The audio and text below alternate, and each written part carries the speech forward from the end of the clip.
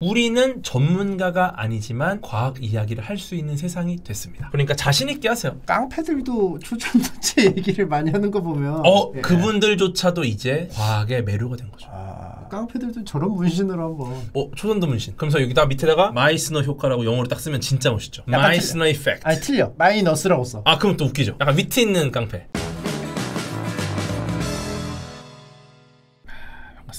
근황 얘기를 좀 할까요? 네. 근데 진짜 너무 오랜만에 와서 근황이 너무 많이 쌓였어요. 그동안 너무 오랜 기간 있었어가지고. 얼마나 길었을까? 얼마나 길었을까? 말씀을 하세요. 긴다 싶으면. 그러니까 내가 말할 거랬어. 할 때가 됐다. 그동안 일정을 막 줄인다 하셨는데 네. 좀 줄였어요? 많이 줄였어요. 많이 줄였고 저도 이제 뭐 여러 가지 지금 대책도 마련을 하고 있고. 네. 어떤 대책이? 그냥 그거예요. 저는 아프면 너무 서러워. 그래갖고 제가 한 번은 기침이 너무 많이 나니까 누워서 막 때렸어. 제 폐를. 제대로 쉬어. 아니 넌 왜 이렇게 약하냐? 니는 고작 이 정도 자세로 여기 붙어 있으면 어떡하냐? 폐 끼치지 마. 폐야 폐 끼치지 마. 그러면서 막 이제 제 몸이 너무 싫어갖고. 몸이 싫대. 왜냐면 이게 아프면은 사람이 부정적이 되면서 주변 사람한테 피해를 줘요. 예를 들어서 막 좀 보는 사람들이 나를 기다리고 있고 뭘 해야 되는데 아프면 내가 말을 해야 되는데 그 기침이 나면은 멘트를 못 치잖아. 그때 정말 안 좋았던 때가 유퀴즈 찍기 전이었어요. 저는 사실 조금 유퀴즈 나갈 때 진짜 정갈하게 내 인생 최고 리즈의 외모로 나가서 진짜 정갈한 모습을 보이고 싶다. 이게 있었어. 최고의 모습을. 최고의 모습. 진짜. 최고의 컨디션. 헤어스타일도 막 똑같아 근데. 모든 걸 다 완벽하게. 유퀴즈 때 똑같은데요? 헤어스타일. 근데 그때 최고로 한 거요? 제가 한 달 정도를 기침을 했어요. 그 당시에 촬영을 할 때 이틀마다 스테로이드 주사를 맞았습니다. 그리고 주말에는 무조건 링겔을 맞고 그렇게 안 하면은 기침 때문에 촬영을 못 하는 거야. 근데 스테로이드 주사를 맞으면 지금도 괜찮잖아요. 이게 지금 하루 밀려요. 그러면은 오늘 기침이 안 난 만큼 내일 더 납니다. 스테로이드를 쓰면. 그런 식으로 해갖고 한 달을 버텨왔는데 보통 기침이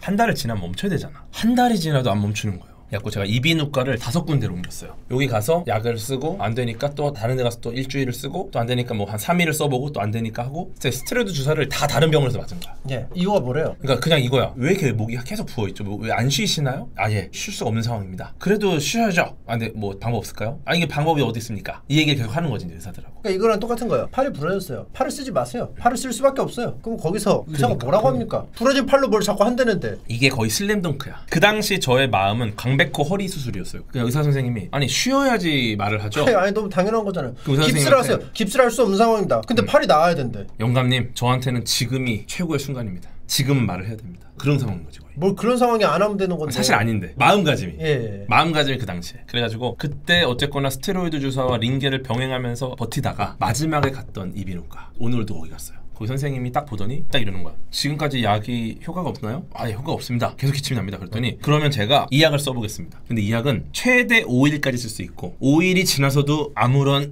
차도가 없으면 방법이 없는 거다. 그러니까 일단은 CT 촬영이랑 엑스레이 사진들 다 찍고 한번 보자. 그런 상황이었어요. 그리고 약을 딱 받아서 약국으로 내려갔어. 약국에서 약사 선생님이 이 약을 쓴다고? 오랜만인데? 이 약을 쓴 거는? 이건 금기된 건데. 약간 그런 느낌. 우리 모두 안 쓰기로 약속하지 않았나? 약간 그런 느낌.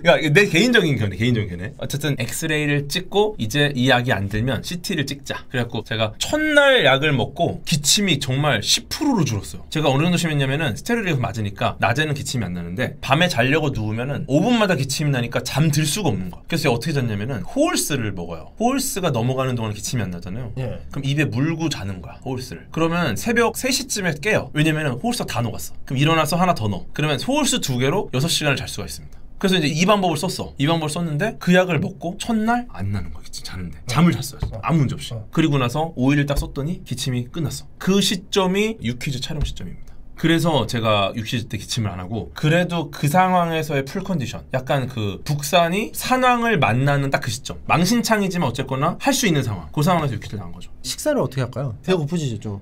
그리고 이제 약을 먹어야 되니까. 그러면은 주문을 해보도록 하겠습니다. 메뉴는 뭐 어떻게? 저는 뭐 사실 다 좋은데 오늘 제가 알기로 이 배민에서 처갓집 할인을 하는 걸로 알고 있거든요. 제가 이런 정보들을 저는 계속 봅니다. 치킨을 진짜 좋아하네. 우리 나이 때는 치킨 다 안 좋아하더라고요. 손님들 오잖아요? 물어보면 얼큰한 거 좋아해요. 근데 저는 처갓집은 개인적으로 굉장히 높게 사는 브랜드입니다. 제가 뭐 교촌도 좋아하지만 처갓집은 불굴의 의지가 느껴져요. 왜냐면은 역사가 깊은 브랜드잖아요. 근데 슈프림 얌양통닭의 등장과 함께 맞게 새로운 신호탄을 쐈어요. 사실 그 전까지 저는 처갓집에 대해 좀 무시를 했거든요. 아이, 처갓집은 조금 약간 너무 오래되지 않았나? 약간 고리타분한 느낌. 시대의 흐름에 뒤처진 그런 브랜드라고 생각을 했던 거예요? 그런 나쁜 마음을 했었어. 근데 오판을 했어. 슈프림 얌영통닭을 딱 먹는 순간 아, 완전히 바뀌었구나. 거의 0에서부터 혁신을 했구나. 그때 충격을 받았죠. 슈프림으로 시켜요? 사장님 추천이네요. 보겠습니다. 아, 근데 이게 사실은 뼈가 맛있긴 한데 먹기에는 사실 방송 중에 순살이 낫겠죠? 편하게 드세요. 전 따라가겠습니다. 저는 일단은 슈프림 골드 추천합니다. 골드는 뭐예요? 골드는 이제 치즈가 들어간 슈프림. 진심이네요. 진심이죠. 소스는 중간. 소스를 또 많이 하면 눅눅해지거든요. 일단 하나 요걸 담고 나머지 하나를 이제 약간 매콤한 걸 할 것이냐 아니면 그냥 조금 담백한 걸 할 것이냐 요걸 골라야 됩니다. 매콤한 걸로 가시죠. 그러면 이제 핫 슈프림, 요건 좀 매콤한 슈프림. 슈프림은 무조건 가야 돼. 왜냐면 슈프림이 맛있어요. 드시고 싶어요. 매운 불하고 슈프림 골드 어떻습니까? 그렇게요? 아, 알겠습니다. 과학에 관심 많은 뮤지션들이 정말 많아졌어요. 유나님 이후로 음악 하시는 분들이 이제 이 곡을 과학적으로 좀 한번 봐달라, 여기에 자문을 좀 해달라, 이런 것들이 되게 많이 왔어요. 근데 사실 기본적으로 곡들이 되게 좋아요. 그러다 보니까 제가 이거를 뭐 자문할 것까지는 아니고 그냥 너무 좋은 거죠. 이 과학 소재를 이렇게 해주시니까. 썸머 케이크라는 분 아세요? 혹시 썸머 케이크? 저한테 이제 과학 질문이 되게 많이 왔어요. 그래갖고 아, 이거 진짜 과학 좋아하시는 분이구나. 그랬는데 한번 곡을 같이 써봤으면 좋겠다. 그래갖고 이제 과학 얘기를 좀 했죠. 그랬더니 이제 약간 양자역학에 꽂히신 거야. 근데 양자역학이 그거잖아요. 우리의 모든 몸은 결국 입자로 이루어져 있고 이게 결국은 온 우주에 그대로 존재한다. 그러니까 죽음의 순간 이걸로 위로받았으면 좋겠다라는 그 곡을 이제 제가 같이 공동으로 작사를 했습니다. 그래서 이제 그 곡이 나왔고 메시지 프롬 더 유니버스라는 곡이 나왔어요. 근데 이제 그게 되게 슬픈 곡이긴 해요. 그러니까 이게 우리 몸은 분해돼도 결국은 원래대로 되잖아요. 근데 사실 이 원래대로라는 게 우주 전체에서 얘기지 사실 내가 이별한 그 사람이 원래 모습으로 돌아오는 건 아니란 말이야. 내가 사랑하는 어떤 대상이 있어요. 이게 뭐 반려동물일 수도 있고 가족일 수도 있고 연인일 수도 있고. 근데 이게 사실 죽고 나면은 이 모든 입자가 그대로 이 우주에 있기는 해요. 근데 그렇다고 그 사람이 있진 않잖아. 이거를 알고 있는 사람이 끊임없이 다시 만날 수 있다라고 스스로 되게 자조하는 되게 조용한 노래예요. 그러니까 더 슬픈 거야. 그러니까 알고 있어. 그러면서도 아니다, 우리는 그래도 다시 만날 수 있다. 왜냐면 양자역학적으로 우리는 모든 입자가 이 우주에 그대로 퍼져 있으니까. 그 얘기를 계속합니다, 곡에서. 사람이 같이. 죽어도 원자는 그대로니까. 맞아요. 람세스 2세도 있는 거고 광개토대왕도 있는 거고 유비관우 장비 다 있는 거예요. 맞아요. 유비관우 장비 죽지 않았어. 유비의 입자가 제 발에 있을 수 있는 겁니다. 그러니까 유비가 조금이라도 과학을 배웠다면 관우가 처형됐을 때 이릉대전을 안 일으켰을 거예요. 관우는 죽지 않았어. 맞아. 관우는 살아있어. 관우의 모든 입자는 이 우주에 있어. 없어지지 않아. 다시 만날 수 있어. 이릉대전으로 다 죽었다? 잘못된 편이야. 그 병사들이 다 살아있어. 아, 이렇게 말해야 돼. 그럼 다 남아있어. 이릉대전으로 모든 병사들의 입자가 재구조화됐다. 재구조화됐다. 적벽대전은 정말 재구조화 플러스 화학적 조성 변형까지 일어났다. 불이 붙으니까 모든 배가 다 재구조화된 거죠. 그러니까 실제로는 죽은 게 아니라 재구조화된 겁니다. 서주 재구조화. 그쵸. 그러니까 이게 적벽 대전 이러지 말고 적벽 대재구조화. 전쟁이라는 거가 또 너무 슬프잖아요. 왜냐면 구조화라고 하면은 처음 만들어진 건데 우리 입자들은 계속 재구조화 되거든요. 그럼 비난받을 게 아니네요. 저는 개인적으로 이런 것들이 여러 콘텐츠 써야 된다고 생각해요. 지금 어떻게 지평좌표를 고정하셨죠가 SNL에도 지금 나오고 있고요. 그 다음에 웹드라마에도 등장을 해요. 이런 게 들어가야 돼. 예를 들어서 때리는 뭐 무슨 범죄자들이 나오는 영화다. 이런 거 시원하잖아. 이런 영화에 딱 마동석님 딱 나오셔갖고 너 재구조화 되고 싶냐? 재구조화 예방으로. 진짜 소폭 재구조화 되거든요. 소폭 재구조화 돼요. 세포 같은 것들이 재구조화. 국지적으로 재구조화 돼요. 이런 거 되게 의미가 있지 않습니까? 이거는 제가 볼 때 한 번 정도는 좀 이런 과학적인 밈들이 좀 만들어져서 지금 일단은 시작입니다. 이 지평좌표계 어떻게 지평좌표를 고정하셨죠? 이게 지금 1번이거든요. 앞으로 저는 과학 밈을 좀 만들어야 돼. 그러면 재구조실. 그쵸. 재구조실. 기가 막히죠. 치킨이 안 와. 제가 한번 확인해 볼게요. 오늘 애매하게 온다. 할인을 하니까 몰리나 보다. 그러면 그런가 보다. 배달 완료 떴어. 진짜로? 입구에 놓고 가셨나 보다. 가보자.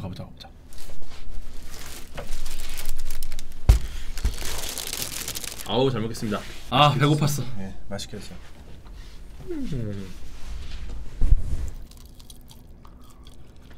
진짜 진하다. 네. 소스가 내가 진짜 소스를 좀 많이 다른 걸로 체크한 거야. 기본을 하시면 이거 적어요. 그렇구나. 근데 조금 세긴 하네. 오늘 기분이 좋으셨나 보다, 사장님. 100을 넣어주셔야 되는데 120 드신 것 같아. 밀수도 저는 너무 재밌게 봤어요. 다 같이 보니까 재밌더라고. 제가 직박이 형님 옆자리가 떠갖고 너무 걱정했어. 왜냐면 풍채가 있으니까. 풍채가 있는데 왜 걱정이 돼요? 풍채가 있으면은 이제 같은 자리를 공유하는 입장에서 제 위치가 조금 위축될 수 있죠. 네. 근데 다행히 직박이 형님과 저 사이에 통로가 있더라고. 그래갖고 이제 여유가 있었어요, 되게.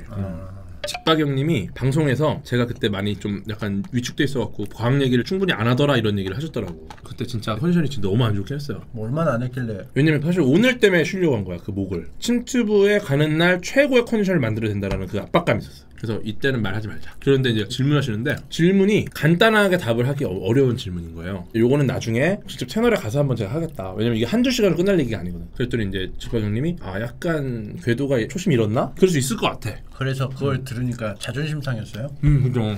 아니 미안하죠. 왜냐면 과학을 원하는데 내가 몸이 아프니까 줄 수가 없구나. 과학을 원하는데. 그게 너무 마음이 아파. 이분이 원하는데 줄 수가 없다? 이거는 내 탓이구나. 내가 아픈 탓이구나. 그냥 물어본 건데. 아 너무 맛있다. 진짜 깔끔하게 잘 먹었다. 아무튼 잘 먹었고 너무 잘 먹었습니다. 다음으로 넘어가 보도록 하겠습니다. 특강에 앞서서 예상 시간을 한번 여쭤봐도 될까요? 2시간 정도 봅니다. 초전도체 자체에 대한 어떤 우리의 이해도나 친숙함을 목표로 하고 있고, 그리고 초전도체랑 관련돼서 굉장히 다양한 키워드들이 있어요. 이것들은 우리가 이해를 하고 넘어가야 되지 않을까, 어느 정도는. 그러니까 실질적인 이해는 아니겠지만 이건 친숙한 형태. 네, 그래서 그런 것들을 좀 목표로 하고 있으니까 오늘은 어쨌든 틈이 많을 겁니다. 사실 저도 이제 공부하는 사람이고 뭐 이거를 제가 전공한 것도 아니고 잘 모릅니다. 그렇기 때문에 제가 이제 어느 정도 알고 있는 만큼 여러분이 저까지는 올 수 있게, 쟤도 저 정도로 하는데 그 정도까지만 할 수 있게 좀 노력을 하려고 합니다. 그럼 한번 가볼까요? 가보겠습니다. 여기 처음인가요? 요게 이제 미리 보기 방지용 짤. 저 왜 버섯이에요 저는? 저거는 어떤 팬분이 되게 오래전에 보내주신 거거든요. 네, 근데 저거 되게 귀엽다 해갖고 이제 이렇게. 그럼 가보도록 하겠습니다. 사실은 이미 우리 침착맨님이 초전도체를 한번 다뤘어요. 초전도체는 수 K의 극저온 상태에 있어야 하기 때문에 보통 초전도체를 액화 질소 같은 극저온 물체에 담가서 시연한다. 이렇게 띄울 수가 있는 게 초전도체입니까? 띄울 수 있는 게 초전도체다? 자기 부상열차 N극 이렇게 하는 거잖아. 이렇게 해서 밀잖아 얘가. 이건 브레이크야. 평소에는 가동 안 해. 근데 멈춰야 될 때 여기서 끼 무기 포인트가 뭐야 대체? 초전도체가 뭐야? 봐도 모르겠어. 초전도체랑 임계온도 아래서 전기저항이 0이 되는 물질입니다. 임계온도 이하에서 전류가 흐를 때 열이 발생하지 않아 에너지의 손실 없이 많은 양의 전류가 계속 흐를 수 있습니다. 저항이 조금씩이라도 있는데 아예 0이 돼버려. 그러니까 이게 초전도체가 개발이 됐다는 거예요? 어디서 개발이 됐어? 고려대 연구팀? 우리나라에서? 미국은 뭐 했어? 발견된 지는 오래됐고 상온 초전도체를 말한 거예요. 이때 말 많았어요. 궤도님하고 해주세요. 맞아요. 먼저 하세요. 궤도 불러. 장작 쌓는 거지 너 지금. 그러니까. 너 지금 궤도 소환술 지금 하는 거지. 뭐 이런. 원래 이제 요 때까지만 해도 어쨌거나 이제 초전도체는 이제 개인적으로 저한테 물어본 사람이 워낙 많으니까 저도 이제 공부를 좀 하면서 준비를 하고 있었고, 근데 그 상황에서 이제 원래 오늘 하려고 했던 주제를 좀 준비를 하다가 이걸 딱 보고 이거는 해야겠다. 지금 안 하면 가장 적절한 시기가 아닐 수도 있겠다. 그래가지고 이제 초전도체를 준비하게 된 건데, 저는 사실 너무 좋았어요. 자기부상열차 설명도 좋았고, 어떻게 보면 이게 제가 오늘 말하고 싶은 거의 핵심을 말한 거다. 사실 이걸 다루게 된 계기 자체가 초전도체라는 어떤 키워드가 이슈가 됐기 때문에, 그래서 이제 시작을 하신 거잖아요. 이거 자체가 오늘 제가 하고 싶은 이야기의 거의 핵심이다. 저단계 초전도체냐는 얘기가 있는데 이게 초전도체라는 말은 아닙니다. 제 말이. 다행이네요. 큰일 날 뻔했네요. 그렇죠. 이게 초전도체라는 얘기는 아니고 이러한 시도 자체에 대한 의미를 두는 거예요. 저는. 그래서 일단은 지금 상황을 좀 설명을 드리면은 이제 왼쪽에 계신 분이 랑가 디아즈라는 교수님이십니다. 이분이 이제 네이처로 기사가 크게 떴어요. 네이처에서 이분의 논문이 철회가 됐다. 왜냐면 이분이 초전도체 관련된 연구를 꽤 오래 하신 분입니다. 근데 이분이 이제 어느 정도 발전이 됐다, 이 정도를 해냈다라는 논문을 냈어요. 그게 네이처에 나왔어요. 네이처에. 네이처에 나왔다는 거는 어마어마한 신뢰도를 갖고 있는 겁니다. 이 사람은 진짜 했다. 근데 이제 이게 철회가 된 거예요. 철회가 됐다는 거는 기록 삭제? 야, 너 냈던 논문 다 잘못된 거니까 이건 더 이상 우리가 검증하지 않겠다. 이거는 우리가 검증된 결과라고 우리 저널에 실렸다는 거를 후회한다. 관련돼서 심사를 했던 과학자들한테도 당신들도 문제가 있었을 것이다. 그러니까 반성해라. 어떻길래 왜 이런... 그러니까 논문 내용이랑 달랐던 거죠. 했다고 했으나 조금 마음이 앞섰을 수 있다. 근데 이게 사실 굉장히 큰 이슈예요. 그러니까 이거는 진짜 전 세계에서 관심을 갖고, 야, 이게 틀렸다고? 그럼 지금 이거는 지금 잘못된 거 아닌가? 막 이런 식으로 가는 거예요. 근데 그런 상황에서 고려대학교 LK99에 대한 커뮤니티 정보가 이제 올라온 거죠. 근데 사실 이거는 네이처에서 어떤 논문이 철회됐다라는 사실과 그다음 이제 어떤 무언가가 이제 등장을 했다, 우리나라에서. 이건 사실 이 무게를 따질 수는 없겠지만 굉장히 이슈가 될 만한 조건을 많이 갖춘 쪽은 사실 전자긴 하거든요. 학계에서는. 제가 이해한 게 맞는지 좀 해주세요. 원피스를 찾아서 헤매고 있었는데 소문으로만 듣고 있어. 원피스를 찾았다고 했는데 원피스가 없어. 맞아요. 그래서 사람들이 역시 원피스는 없어. 심지어 원피스를 찾았다고 했는데 옆에 남이랑 샹디랑 조로도 원피스 맞아? 근데 얘네까지 다 욕먹는 거야 이제. 근데 원피스는 있다고 하면서 등장. 그렇죠. 아직까지 원피스를 찾아 헤매는 멍청한 녀석들이 있겠어? 이랬는데 원피스는 있다고 발견했다고. 그런 느낌이죠. 그게 고려돼서 나왔고 우리나라에서 어떻게 보면은 이러한 이슈가 될 만한 소식들 중에 놀랍게도 완벽하게 이 후자가 승리를 했다. 오히려 디아즈 교수는 크게 이슈가 안 됐어요. 오히려 사실은 굉장히 큰 이슈긴 했는데 그리고 오히려 이 후자의 쪽 소식이 훨씬 더 이슈가 됐죠. 근데 이제 사실 과학이라는 것이 유튜브에서의 어떤 논리는 아니잖아요. 그게 얼마나 이슈가 되었는가 이게 사실은 이런 방송이나 매체에서 중요한 역할이긴 하죠. 그리고 이제 그게 사실이냐 거짓이냐 어떠냐 뭐하냐 이런 것보다도 더 중요한 게 어쨌거나 엄청난 이슈다라는 것만으로 힘을 가져요. 근데 과학계는 사실은 그렇게 돌아가는 학계는 아니에요. 과학계에서는 일반적으로 어떤 식으로 이슈가 진행이 되냐면 우선 논문이 등재가 됩니다. 이 논문은 수많은 전문가들이 어떤 검증 시스템을 거친 거예요. 그러니까 철회가 굉장히 무시무시한 일인 거죠. 다른 전문가가 저거 이상한데요? 하면 그래? 일리가 있네? 그럼 다시 검증해 볼게. 이렇게 해서 그러면 이건 안 될 것 같다 라고 하는 게 이제 과학계인 거예요. 그러다 보니까 이게 먼저 그렇게 되고 그 다음 단계로 이제 기사화가 진행이 됩니다. 이 엄청난 업적을 여러분께 알립니다. 관심을 가져주세요. 그 다음에 비로소 대중들이 기사를 보고 관심을 갖고 굉장히 많은 환호와 박수를 보낼 가능성이 높아요. 근데 지금 이렇게 철회된 상황이면 안타까움을 가질 가능성이 높겠죠. 아쉽다. 이렇게 잘 됐다고 했는데 생각보다 중간에 뭐 여러 가지 어려움이나 뭐 약간 오류나 실수가 있었겠구나. 이런 부분을 보완하면 좋겠구나. 이런 생각을 했겠죠. 근데 이제 이번에 이슈가 된 상황은 일단 커뮤니티에 먼저 등장을 했고요. 이 커뮤니티 내용을 바탕으로 일단 기사화가 먼저 됐습니다. 그러다 보니까 이제 제가 말씀드린 맨 최초의 논문 등재라는 프로세스가 사실은 아직은 진행되지 않은 상황입니다. 그러다 보니까 어떻게 보면 논문 등재라는 프로세스 없이 커뮤니티 기사화만으로 전 국민이 이렇게 관심을 갖게 됐어요. 일반적인 그게 아니에요. 그래서 어떻게 보면 저는 이 상황 자체가 이미 너무 멋진 일입니다. 일반적인 상황이 아닌데요? 네, 왜냐면은 논문 등재는 정말 힘든 거거든요. 그 논문 등재까지 너무 많은 분들이 고생을 해요. 그리고 그게 등재되는 것 자체가 엄청난 업적인 거예요. 근데 그러한 굉장히 힘든 그런 것들 이후에야 대중에게 알려질 정도였는데 이제 그 부분이 없음에도 불구하고 이렇게 알려질 수 있다는 것 자체가 어떻게 보면은 그만큼 국민들이 과거보다 훨씬 더 많은 과학에 관심을 갖고 있구나. 지금 뭐 어그로 끌어서 그런 거 아니냐 이런 말씀 하시는데 저는 개인적으로 이러한 어그로는 수십 년간 있었다고 봐요. 근데 이 어그로에 여러분들이 끌렸습니까? 어떤 것도 검증되지 않았는데 사람들이 이렇게 관심을 가진다는 거는 과학에 사람들이 관심도가 많이 올라갔다는 반증이다. 뭐 이건 말씀하시고 싶은 거죠. 미디어나 매체가 만든 게 아니라 사람들이 만들어서 대중들이 그만큼 이러한 어그로에 끌릴 정도로 이제 과학기술에 대한 관심이 달라졌구나. 3년 전의 상황이었으면 절대 이렇게 되지 않을 텐데 3년이 지났기 때문에 이런 게 가능하구나. 이런 의미에서 또 한 번 침투부에 나오게 된 거가 저는 너무 감사한 거죠. 그래서 저는 사실은 너무 멋진 일이라 생각하고 너무 행복한 일이라 생각하고 온 국민이 이렇게까지 초전도체라는 거에 관심을 가졌던 적이 있었나. 근데 이제 여기서 저는 이제 포인트가 이게 너무 행복한 일이고 여러분들의 궁금증을 해결하는 게 핵심입니다. 그래서 저는 이번 상황 자체에 대해서는 너무 긍정적으로 보고요. 앞으로도 이러한 상황이 과학기술의 여러 키워드에 계속해서 나타났으면 좋겠다라는 기대를 하고 있는 상황이고요. 일단 제가 할 일을 해야죠. 제가 할 일은 가치 판단은 아니에요. 고작 할 수 있는 게 이제 전문적인 정보에 가까운 내용을 여러분들이 조금이나마 듣기 좋게 약간 번역해주는 정도. 실제로 제가 번역하는 과정에서 굉장히 많은 오류와 왜곡이 있겠죠. 하지만 그럼에도 불구하고 오류와 왜곡이 전달되는 것 이상으로 여러분들이 친숙해지는 것에 긍정적인 측면이 있으면은 그게 조금 더 도움이 되지 않을까라는 생각입니다. 네, 그래서 일단은 모르겠는 단어가 많이 나와요. 초전도체, 반자성, 자성, 도체, 마이스너 효과, 모노폴, 쿠퍼상. 네, 뭔가 모르겠는 단어들이 많잖아요. 이것들이 뭔지를 모르고 우리가 접한다는 게 너무 아쉽잖아요. 저는 미리 좀 예습을 해서 그런지 아는 게 있네요. 이 내용을 가지고 술자리에서 친구와 이야기를 할 때 야 쿠퍼상 때문에 그렇게 되는 거잖아. 이런 이야기를 진짜 쉽게 할 수 있는 수준. 거기까지를 좀 목표로 생각하고 있는데 이 단어들이 거의 지평자표계만큼 익숙해진다. 그런 게 사실은 제일 중요한 겁니다. 그래서 여기서 중요한 거는 검증이 됐어? 실제로 돼? 누가 해냈어? 이거는 사실 과학계에서 결정할 일이에요. 중요한 건 우리는 여기서 과학과 친해질 수 있는 기회를 얻어야 됩니다. 그래서 일단은 제가 차근차근 가볼게요. 일단 초전도체를 이해해야 되지 않습니까? 맞습니다. 예. 초전도체를 이해하기 위해서는 제가 이거 그때 썼던 방식인데 우리가 가위 눌림을 이해하기 위해서 반대 개념인 목류병 얘기를 먼저 했잖아요. 그건 비슷해요. 초전도체를 이해하기 위해서는 그러면은 일단 초가 빠진 전도체는 무엇인가? 이거를 이제 전기 전도체라고도 부르고 그 도체의 일종이에요. 도체의 일종. 전기 전도체. 이거 뭔지 아시죠? 전도할 때 퍼뜨리는 거 옆으로. 그쵸. 전도하는 거예요. 전기를 퍼뜨리는 물질. 전도체입니다. 그래서 가장 익숙한 전도체는 여러분들이 익숙한 전선입니다. 전선. 전선은 전기를 흐르게 하는 전도체입니다. 근데 전기가 흐를 때 그냥 흐르진 않는 거예요.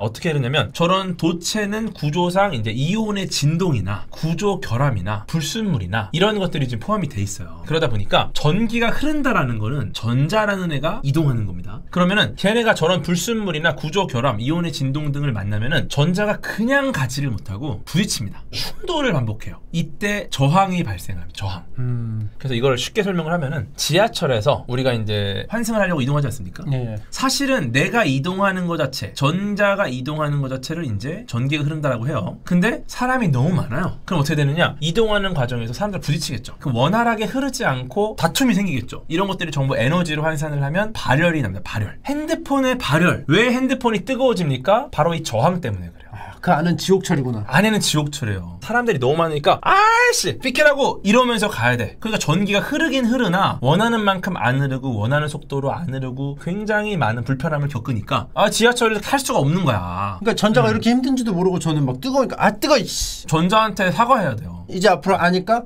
전자가 많이 힘들겠구나. 많이 힘들구나 지금. 네, 그런 상황인데 그러면 여기서 우리가 뭘 하고 싶을까요? 이렇게 지하철을 환승하는 게 너무 힘들어. 뭐 하고 싶으세요? 지하철을 안 타는 거예요. 다른 걸로 가는 거예요. 이런 것들 때문에 이제 새로운 에너지원 같은 거를 고민하는데 지하철을 탈 수밖에 없는 이유는 전기 에너지라는 것 자체가 인류에게 지금 가장 쉽게 변환해서 사용할 수 있는 상태의 에너지입니다. 예를 들어서 내가 핸드폰 배터리를 충전하고 싶어. 어떻게 해야 돼요? 집에 여러 가지 보조 배터리가 있겠죠. 그러면 보조 배터리를 꽂으면 바로 충전되겠죠. 즉 비상사태를 대비해서 전기를 어디다 모아놓을 수가 있어요. 전기는. 근데 예를 들어서 내가 전기 에너지를 안 써. 열 에너지만 써. 그러면 핸드폰을 충전하기 위해서 이제 물을 끓여서 증기로 터빈을 돌려야 되는데 그 에너지를 365일 불이 꺼지지 않게 계속 연료를 태웁니까? 집안에서 보관이 가능해요? 안 돼요. 어려워요. 그러니까 우리가 이러한 어떤 에너지원을 집에 쉽게 저장할 수 있는 가장 간단한 방법이 전기 에너지 형태예요. 그러다 보니까 우리는 다른 걸 탈 수가 없어요. 지금 상황에서. 그러면 어떻게 돼요? 여기서 내가 어떤 고민을 할까요? 왜 이렇게 저항이 많아? 어떻게 해야 돼? 저항을 줄일 방법을 찾아보자. 어떻게 줄일까? 뭐 사람을 조금 더 다니기 좋게 길을 넓힐까? 아니면 뭐 지하철의 배차 간격을 넓힐까? 혹은 뭐 몇몇 사람을 재구조화할까? 고민하겠죠. 그런 상황에서 초전도체라는 애가 등장을 합니다. 정말 우연히. 이 초전도체의 특성 중에 하나가 저항이 그냥 0이에요. 지금까지 우리가 보고 있던 전도체들은 전부 다 저항이 있어요. 근데 저항이 없다고? 저항이 0이라고? 즉 이 말은 지하철에 나 말고 아무도 없던 거예요. 이거는 사실은 너무 말도 안 되는 일이 벌어진 거죠. 그래서 전도체와는 다른 개념의 초전도체가 등장을 한 겁니다. 그러면 전기장판 어떻게 해요? 전기장판은 열 에너지를 공급하는 거잖아요. 여기에 초전도체를 도입을 하면은 따뜻하게 만드는 데 들어가는 에너지를 굉장히 적은 에너지로 그걸 만들 수 있겠죠. 얘는 저항이 없으니까. 물론 이 뜨거워지는 것 자체는 저항을 이용하는 거니까 여기에 초전도를 쓸 이유는 없지만 여기까지 오는 전기를 굉장히 아낄 수 있겠죠. 근데 물론 그렇다고 해서 지금 상황에서는 굉장히 낮은 온도라서 전기장판보다 추울 거예요. 근데 그러면 이제 이런 궁금증이 생겨요. 저항이 어떻게 0이 돼? 좀 이상하지 않나? 그냥 이상해. 뭔가 이상해. 그냥 어떻게 저렇게 빨리 가지? 왜냐면은 사람이 없진 않잖아요. 근데 이상하게 마치 사람이 아무도 없는 것처럼 빠르게 이동을 하잖아요. 뭐지? 이것도 굉장히 고민이 많았어요. 도대체 왜 이렇지? 이거를 어떻게 해결했냐면 아주 낮은 온도로다가 이 초전도체를 아주 낮은 온도에 두면은 그냥 전자가 가는 게 아니라 모든 전자가 둘씩 쌍을 이뤄서 갑니다. 이렇게 가니까 전기 저항이 0이 되는구나. 이걸 쿠퍼쌍이라 그래요. 여기서 쿠퍼쌍이 등장합니다. 이 쿠퍼쌍을 좀 더 쉽게 설명을 하면은 지하철에서 우리가 지나가야 되는데 빨리 가고 싶죠. 앞사람이 누군가 밀쳐주면 어때요? 뒷사람은 길이 생기죠. 그러니까 쿠퍼쌍이라는 것 자체가 만들어지면서 저항이 0이 되는 건데 이거를 제가 지하철로 비유를 하자면은 앞사람이 길을 열어주기 때문에 뒷사람과 앞사람이 페어로 다니면 그만큼 빠르게 이동할 수 있다. 혼자 다닐 때보다 이런 말씀을 드리는 겁니다. 그래서 초전도 현상 자체, 이런 현상 자체가 아주 미시세계 양자역학적 관점에서 이런 일이 벌어진다는 걸 말씀드리는 거고 쿠퍼 쿠퍼 쌍 덕분에 초전도체의 저항이 0이 된다. 아무튼 두 개가 되면은 저항이 0이 된다. 그렇죠. 전자들이 쌍으로 이동하니까. 이걸 BCS 이론이라고 그래요. 1957년에 이 BCS요? 네, BCS요. 우리나라의 BTS, 미국의 BCS. 네, 그래서 미국의 존 바딘 가운데 계신 분입니다. 예. 그 다음에 리언 쿠퍼 C죠. 왼쪽에 계신 분. 그 다음에 존 로버트 슈리퍼. 네, S죠. 오른쪽이 슈리퍼. 그래서 이제 바딘, 쿠퍼, 슈리퍼. BCS. 그래서 BCS 멤버가 세 분으로 구성이 되어 있고요. 네. 이 BCS 세 분의 이름의 앞글자를 따서 만든 게 이제 BCS 이론입니다. 이게 이제 쿠퍼쌍을 통해서 저항이 0이 되는 이유를 밝혔기 때문에 굉장히 의미 있는. 그러면 리더는 쿠퍼겠네요. 리더는 제가 볼 때는 바딘이라고 봐야죠. 바딘. 왜냐면 가운데 있잖아요. 리더. 저항이 없네요. 초전도네요. 저항이 없네요. 근데 저항이 0이면 뭐가 좋냐? 저항이 0인 게 뭐가 좋습니까? 안 좋은 것 같은데요. 아니, 저항이 있는 게 좋은 것 같은데요? 초전도체 아닙니다. 초전도체. 저항이 0이면 뭐가 좋냐를 일단 알아야 돼요. 그죠? 일단은 핵융합. 그냥 되게 막연하게 저항이 0이니까 어떻다 이렇게 생각하고 계신 분들이 많이 계셔가지고 제가 조금 더 구체적인 것들을 좀 보여드릴 거예요. 예. 핵융합 같은 경우가 엄청 대단한 게 이게 핵융합이 수소폭탄 만들었잖아요. 예. 인공태양을 만드는 거예요. 네, 그러다 보니까 저 뜨거운 인공태양을 담으려면 그릇이 필요한데 요 그릇을 그냥 맨 그릇에 담으면 다 뚫릴 거 아니에요. 그러니까 이제 자기장이라는 그릇에 담아요. 그러면은 거대한 전자석을 통해서 만들어지는 강력한 자기장을 활용해서 이 플라즈마 상태 인공태양을 담는 그릇을 만듭니다. 쉽게 말해서. 즉 굉장히 강력한 전자기력이 있어야 돼. 그럼 이 그릇을 만들 때 얼마나 많은 전기가 들어가겠어요. 그러니까 이때 소모되는 전자석의 에너지가 너무너무 엄청나요. 그러면 이 에너지 소모를 줄이려면은 저항을 줄여야 됩니다. 그래서 여기에 초전도체가 정말 중요한 역할을 해요. 이미 여기는 초전도체가 쓰여요. 그래서 온도를 정말 많이 낮춰요. 그래서 저항을 0으로 만들어서 에너지 소모를 줄이고 그걸 통해서 이렇게 인공태양을 만들 수도 있다. 냉각하는 너무 돈이 많이 들어. 그러니까 이게 냉각을 안 해도 초전도체다? 상온에서 된다? 이건 엄청난 일인 거죠. 그 다음에 MRI. 우리가 이제 건강검진 받을 때 좀 쓰지 않습니까? 예. 자기 공명 영상이라고 불리는 건데 이게 인체 부위에 수십만 헤르츠의 고주파 자기장을 보냅니다. 그러면 이제 인체 내부에 있는 수소의 원자핵이 있거든요. 얘가 이제 그걸 받으면 어떤 영상 신호를 보내요. 그걸 이제 2차원이나 3차원으로 보여주는 이제 전신을 검사하는 장비가 MRI입니다. MRI 이게 엑스레이나 컴퓨터 단층 촬영, CT 이런 촬영들을 하고는 좀 다른 이유가 얘네들은 이제 방사선을 쓰잖아요. 근데 MRI는 방사선을 안 써요. 그러니까 굉장히 안전합니다. 뭐 예를 들어 우리가 뭐 CT 찍을 때도 우리가 1년에 받는 방사선 양보다 얼마나 적고 뭐 이런 얘기 하잖아요. 근데 뭐 적든 크든 안 맞는 게 좋지 뭐. 근데 MRI는 그게 없어요. 그러니까 안전하고 이제 인체 내에서 이제 필요한 각도를 자유자재로 선택할 수 있는. 아직 안 밝혀진 뭐 몸에 안 좋은 게 있을 수도 있지 않나요? 그럴 수 있는데 아직은 괜찮아요. 아직은 모르니까. 네, 아직은 괜찮아요. 근데 아직은 괜찮지만 방사선은 확실히 안 좋으니까. 자기장이 몸에 안 좋을 수도 있잖아요. 뭐 그러니까 그럴 수도 있겠죠. 재구조화 되고 있을 수도 있잖아요. 근데 그렇다는 사례가 많이 발견되진 않았으니까 지금. 만약에 자기장이 안 좋다라는 게 확실하면은 자석이 이렇게 문구점에서 팔리기 쉽지 않거든요. 예전에 방사능 물질을 아이들용 과학 키트 같은 거를 판매했었어요. 그래갖고 이제 그런 걸 보면은 만약에 자석도 그랬으면은 진작에 사라졌겠죠. 근데 아직까지 자석이 많이 있는 거 봐서는 밝혀진 게 없다. 아직 괜찮다. 근데 어쨌거나 물론 용초도 다르기는 해요. 하지만 제가 이제 CT랑 MRI랑 엑스레이 말씀드린 거는 MRI의 장점을 좀 말씀드리고 싶어서 말씀을 드린 거고요. 그 다음에 이제 해상도가 굉장히 뛰어납니다. MRI가. 현대 의학에서 굉장히 많이 사용을 하는데 여기서 MRI의 해상도를 높이는 게 굉장히 중요한 게 정밀하게 진단을 하려면 결국 해상도가 좋아야 되잖아요. 이 해상도를 높이는 방법이 자기장이 강해질수록 화질이 좋아진다고 해요. 그래서 이제 강력한 자기장을 만드는데 MRI를 사용을 많이 합니다. 근데 이때 그럼 가장 강력한 자기장을 어떻게 만들까? 당연히 초전도체를 쓰겠죠. 초전도 전자석을 활용을 하면은 저항이 0이라 가지고 같은 구리선이랑 비교했을 때 훨씬 더 많은 전류를 흘릴 수 있고 그러면 훨씬 더 강력한 자기장을 만들 수 있고 그러면 해상도가 훨씬 더 좋은 형태의 MRI 사진을 얻을 수 있고 이렇게 다 이어지는 거예요. 그런데 초전도체 자체가 일반적인 상온에서는 안 되는 상황이잖아요. 어떻게 하는 거예요? 그럼 온도를 마이너스 200도까지 막 낮춰서 이걸 돌리는 거예요? MRI? 냉각 장치가 들어가 있죠. 이 안에 있어요? 그러니까 여러분 잘 생각해 보시면은 병원 자체가 그렇게 춥거나 서늘한 곳은 아닙니다. 근데 MRI 촬영을 하러 가면은 굉장히 서늘해요. 굉장히 그랬던 것 같기도 하고요. 그럼 이 기계 안에 있다는 거예요? 냉각 장치가 따로 있어요. 이게 귀신 있거나 이런 거 아닙니다. MRI 자체가 냉각 장치가 따로 있고 냉각에 굉장히 공을 들이기 때문에 MRI를 받을 때는 추운 거예요. 추운 거. 그래서 막 담요 덮어주고 막 그러잖아요. 그 이유가 냉각을 해야 되니까. 아 그렇구나. 네.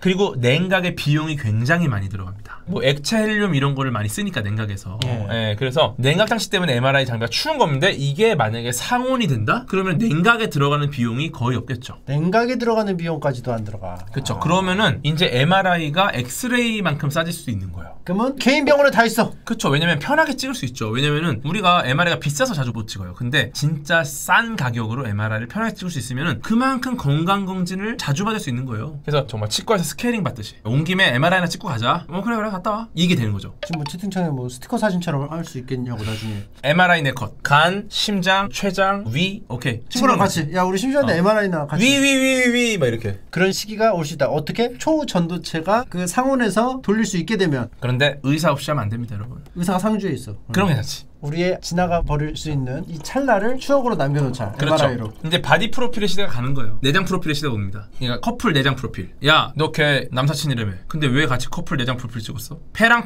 같이 찍었던데? 패가 왜 이렇게 가까워? 이럴 수 있는 거죠. 아니면은 레이어가 있어가지고요. 바디 프로필이야 이렇게 돼 있어. 근데 한꺼번에 딱 내리면 근육, 또 하나 넘기면 뼈. 아 근데 실제로 영국에 과학관 같은데 가면은 그렇게 시뮬레이션 되는 거 있어요. 사람 몸이 이렇게 나오고 막 돌릴 수가 있고 한 겹 하면은 근육 벗겨주고 마지막에 이제 혈관 나오고 나중에 딱 뼈만 남는 3D로 이제 나오는 그런 것도 있더라고요. 예전에 영국 갔다 봤는데 재밌더라고. 그새 뺏겼네요. 말하고 뺏기려니까. 그러니까. 어쨌든 뭐 이런 것들이 굉장히 또 우리 일상에 큰 변화가 오겠죠. 그 다음에 이게 침착맨님이 그린 거랑 비슷하지 않나요? 제가 비슷한 거 찾아왔는데. 비슷하게 생겼네요. 네, 이게 이제 상하이에 있는 자기부상 열차입니다. 열차와 선로의 반반력으로 열차를 공중에 띄워서 이동하는 장치죠. 보통 열차의 바닥에만 자석을 설치를 하고 선로에 도체를 깔아가지고 도체 주변에 이제 자기장을 딱 변화하는 자기장을 걸어줘서 유도전류를 발생시킵니다. 이 유도전류가 다시 만드는 자기장으로 이 자기장으로 이제 열차 바닥에 자석을 밀어내는 거죠. 그래서 어떻게 보면은 열차 바닥 자석의 자기력과 선로에 유도된 자기장이 크면 클수록 저렇게 무거운 열차를 띄울 수 있게 되는 거죠. 근데 이제 일반적인 전자석을 쓰게 되면은 전력 손실이 굉장히 커요. 그래갖고 큰 자기장을 만들기가 어렵습니다. 왜냐면 자기장 만들려고 막 집어넣는데 전기 먹으라는 애는 안 먹고 다 저항이 먹어버리고 열만 나고 제대로 자기장이 안 만들어져. 이러면 문제가 있는 거죠. 근데 초전도체를 이용한 전자석은 이게 되는 거죠. 그래서 초전도체를 많이 이용하려고 해요. 그래서 초전도체가 상온에서 이제 개발이 된다면 저항 없이 띄워버리면서 그쵸. 더 많은 무게를 더 적은 전류로 마음껏 쓸 수 있으니까 실용성이 좋아지고 그리고 냉각할 필요가 없잖아요. 냉각할 필요도 없고 그냥 까는 거예요. 그냥 여름에. 부품 소모도 없을 거예요. 네. 그냥 마찰 뭐 서로 해야지 닳지도 않잖아요. 네. 진짜 이 화물 운송 분야 비용도 굉장히 줄어들 거고 지금의 그런 열차 이런 것도 자기부상 열차가 상용화가 되면은 KTX보다 2배 정도 빨라지거든요. 부산까지 1시간 정도면 가는 거죠. 근데 비용도 10,000원이면 가. 이러면 너무 좋죠. 그 다음에 또 이제 우리가 즐길 만한 것들 호버보드. 영화에 많이 나오죠. 자기부상 열차를 약간 비슷한 원리로 모티브로 한 네. 제가 좋아하는 백투더퓨처도 나오고 요게 이제 현실이 됩니다. 이거는 아래 자석이 없는데 어떻게 뜨는 겁니까? 있어야 돼요. 스포츠 그러니까. 일정한 공간을 조성을 해놓고 예를 들어서 우리가 농구 코트만한 공간을 조성해요. 호버보트 여기서만 탈 수 있습니다. 아니면 뭐 전용 도로가 이렇게 자석으로 된 이게 깔려있는 거 위에서는 가능하다. 근데 그렇게 되는 게 만약에 지금 엄청나게 냉각을 시켜줘야 되면은 냉각 비용이 엄청 나겠죠. 근데 상온에서 가능하다? 그럼 지금 자전거 도로 있잖아요. 자전거 도로처럼 바닥에다가 쭉 깔아. 호버보드 도로. 그럼 사람들이 그냥 집에서 딱 갖고 나와서 깔고 쭉 가는 거예요. 이거 진짜 꿈이다, 꿈. 이런 게 벌어집니다. 그리고 이제 이거랑 관련된 새로운 신종 스포츠도 나올 것 같고. 부딪히는 거는 걱정 안 해도 되는 게 자석 옷을 입으면 뿅뿅뿅 서로 뿅.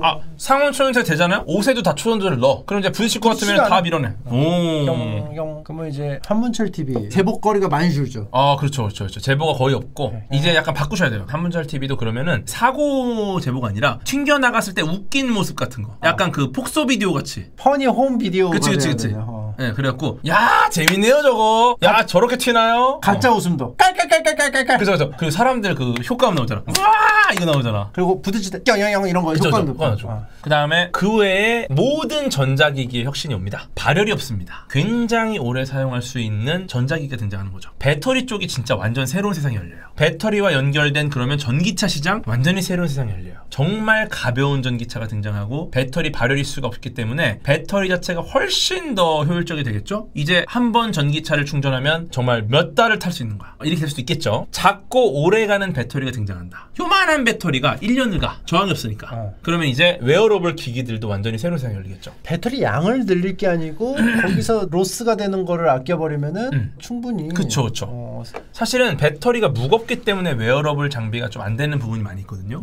근데 이게 배터리 문제가 해결이 되면은 진짜 모든 웨어러블 기기를 정말 심플하게 갖고 다닐 수 있게 되는 거예요. 기존에 정말 뿔테 안경 수준의 장비로다가 우리가 모든 AR이나 MR, XR을 보는 거죠. 그래서 이제 상온 초전도체라는 게 그래서 꿈의 물질이라 불려요. 지금까지 제가 말씀드린 이 모든 것들이 이제 거의 현실이 되는 거죠. 제가 볼 때는 이런 마우스나 키보드나 이런 것들도 다 바뀔 겁니다. 예를 들어 마우스도 이게 바닥이 없어. 떠 있어. 떠 있기 때문에 그냥 떠 있는 채로 이렇게 툭툭 건드려 조정하는 거죠. 호버 마우스. 그리고 충전도 엄청 빠를 거 아니에요. 저항이 없잖아요. 저항이. 그죠? 뜨거울 일이 없잖아요. 충전할 때. 그래서 막 집도 정리할 필요도 없어. 가구들도 정리할 필요 없어. 다 떠 있어. 그러니까 평소에 안 쓰던 공간도 다 뜰 수 있어. 쭉 끌어내려가지고 이제 막 넣은 다음에 띄워. 그럼 이제 집에 있는 가구들이 다 떠 있어. 진짜 만화에서 나오는 여러 상황들을 재현할 수 있게 되는 거죠. 그러면 이제 이 정도의 물질이 꿈의 물질이야. 그러니까 굉장히 많은 과학자들이 지금까지도 이 초전도체를 만들기 위해서 정말 오랫동안 노력을 해오고 있습니다. 이 개발되면 사실상 뭐 아예 바뀌겠네요. 아마 이게 하나가 잘 되면 이 초전도체 하나의 분야에서만 노벨상이 제가 볼 때는 5개 이상 나올 거라고 봐요. 요거를 처음 뭘 한 사람, 요거에 연결된 어떤 기술을 뭘 한 사람, 이거 과정에 뭐 이걸 한 사람 해갖고 매년 이 초전도체 이슈로 노벨상을 받을 것 같아요. 제가 볼 때는 너무너무 위대한 상이니까. 그러니까 노벨상이 여러 개가 나올 만큼 초전도체는 어려운 분야다. 그럼 차근차근 전문 용어를 풀어볼게요. 전문 용어. 우리가 뭐 놓치고 있던 것들. 초전도체 하면 가장 많이 나오는 화면이 이렇게 떠 있는 거. 이게 마이스너 효과라는 건데요. 임계 온도 이하가 돼서 초전도성을 띠잖아요. 그러면 초전도체 내부의 모든 자기장을 다 밀어내요. 그래서 자기장을 밀어내니까 자기장이 이렇게 쭉 가다가 나를 미니까 얘가 뜨는 거야. 근데 내부의 모든 자기장을 밀어낸다는 말은 예를 들어 얘가 자기장이 외부에 있던 없던 이미 투과됐던 초전체 상황이 딱 되는 순간 다 밀어내는 거야.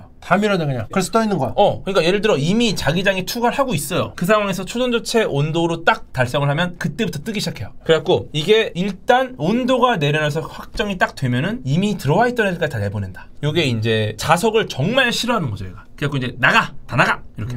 저는 이 마이스너 효과는 제가 이미 경험을 했습니다. 최근에 이제 카카오 주식을 사서요. 50% 마이스너 효과가 있었어요. 그건 마이너스 효과. 팔았어요. 예, 그건 마이너스 효과고 마이스너 효과입니다. 마이스너 효과. 죄송합니다. 그래서 이제 요 얘기를 해볼게요. 재밌는 게 이 마이스너 효과 얘기를 하려고 콜럼버스의 달걀 얘기 하시죠. 압니다. 이거 달걀을 세워보세요. 어떻게 하셨어요? 막 세우려고. 근데 자꾸 자빠져요. 그래서 콜럼버스가 갑자기 계란 대가리를 팡 깨더니 세웠어요. 그래서 사람들이 따지죠. 이게 뭔 세운 거냐. 계란 질질 흘리는데. 어쨌든 세웠죠? 콜럼버스가 깨니까 하지만 세웠죠? 여러분들 다 못 세웠죠? 이랬잖아요. 그런 이야기를 하면서 어떤 혁신은 굉장히 사소할 수도 있으나 생각을 아무도 못할 수도 있다. 하지만 나는 그 혁신을 했다. 이런 거잖아요. 이거랑 비슷한 시도들이 꽤 있었는데 실제 세울 수 있는 방법이 몇 개 있어요. 날달걀을 엄청나게 흔들어. 그럼 막 흔들면은 노른자가 터져가지고 밑으로 내려와서 이제 약간 무게추 같이 되면은 그때 날달걀을 세울 수가 있습니다. 그래서 이제 이거 실제 한번 해보시면 되는 분들이 계십니다. 그 다음에 다른 방법 중에 하나가 남미 에콰도르로 가면은 원심력이 지면과 수직인 적도 위치가 있어요. 거기는 진짜 완전 일자거든요. 거기서 잘하면 세울 수 있대요. 그 다음에 니콜라 테슬라라는 과학자가 박람회장에서 계란을 회전시켜갖고 자기장으로 세워요. 그 다음에 최근에 어떻게 세웠느냐, 한국전기연구원에서 초전도체로 세웠어요. 이거는 초전도체를 약간 보여주려고 일부러 세운 건데 그냥 세운 게 아니라 아예 떠요, 계란이. 즉 콜럼버스가 달걀을 세우듯이 우리나라의 과학자도 초전도체로 계란을 세웠다. 또 초전도체로 세운 것 중에 유명한 게 있습니다. 초전도체로 개구리를 띄웠어요. 개구리 내려주시면 안 돼요? 힘들어 보이는데?